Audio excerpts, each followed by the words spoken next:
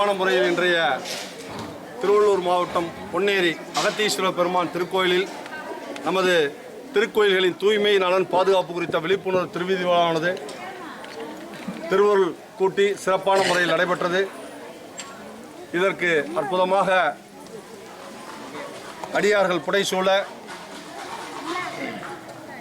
திருக்கைலாய வாத்தியங்கள் முழங்க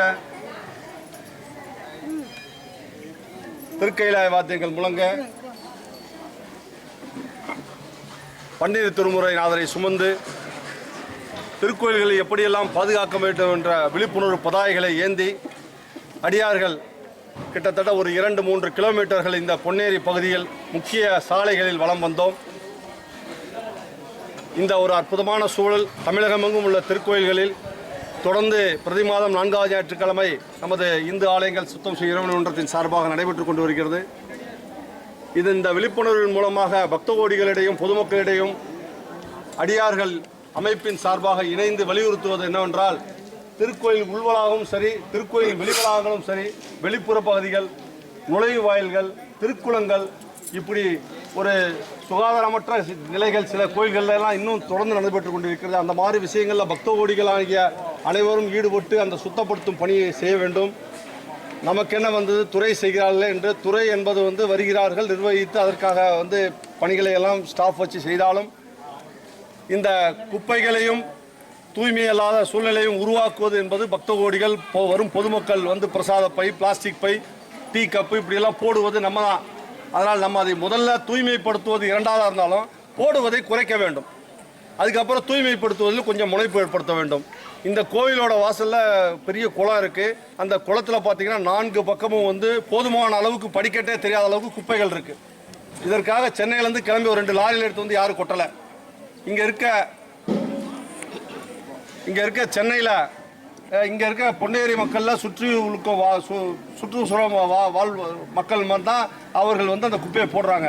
இதுக்காக நமது பொன்னேரி முனிசிபாலிட்டி சார்பாக தூய்மை விஷயங்கள்லாம் கடைபிடித்து அவர்கள் இல்லந்தோறும் குப்பைகளை வாங்குறாங்க. இருந்தாலும் அந்த இடத்துல பார்த்தீங்கன்னா குளங்கள் ஃபுல்லாக தூய்மையற்ற நிலை இருக்கிறது. செடி கொடிகள் வளர்ந்து குப்பைகள் போட்டு பிளாஸ்டிக் கழிவுகளை நம்ம ஒரு குப்பையில் போட்டாலே பிரித்து போடுறாங்க. மாநகராட்சியில் ஒரு நீராதாரம், சுவாமிக்கான நீராதாரமான முக்கிய திருக்குளம், புண்ணிய தீர்த்தம், ஒரு சிறப்பான இடத்துல போய் அவ்வளோ பிளாஸ்டிக் கழிவுகள் இருக்குது. இப்போ அதை நம்ம சுத்தப்படுத்தி பாதி பண்ணியிருக்கோம், இன்னும் பாதி பண்ண இருக்கிறோம். இப்படி ஒரு திருக்கோயில் என்றால் உள்வளாகங்கள், வெளிவளாகங்கள், நுழைவு வாயில்கள், கோசாலைகள் எல்லா இடத்தையுமே நமது இல்லமாக பாவித்து தூய்மையை கடைபிடிக்க வேண்டும். முடிந்தளவு நாம் உதவியாக இருக்க வேண்டும், உபத்திரமாக இருக்கக்கூடாது. தூய்மையை முடிந்தால் நம்ம செய்யணும். அந்த தூய்மை செய்ய வேண்டும் என்பதை விட தூய்மையான சூழ்நிலையை நாம் ஒத்துழைக்க வேண்டும். நம்ம போடாமல் இருந்தாலே கோயிலில் நீட்டாக இருக்கும்.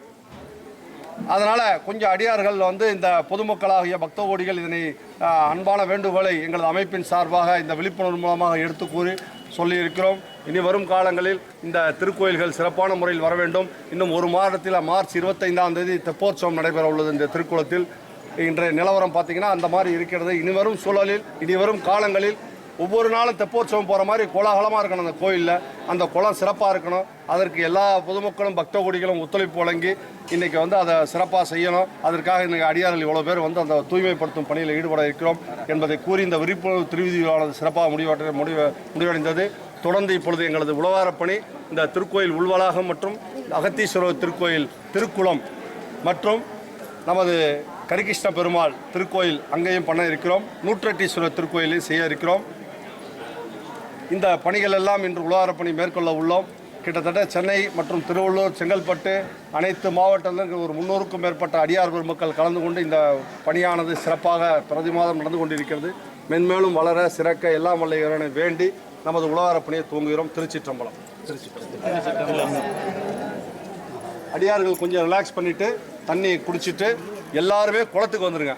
அப்புறம் அங்கேருந்து ஸ்பாட்டை பிரிச்சுக்குவோம்.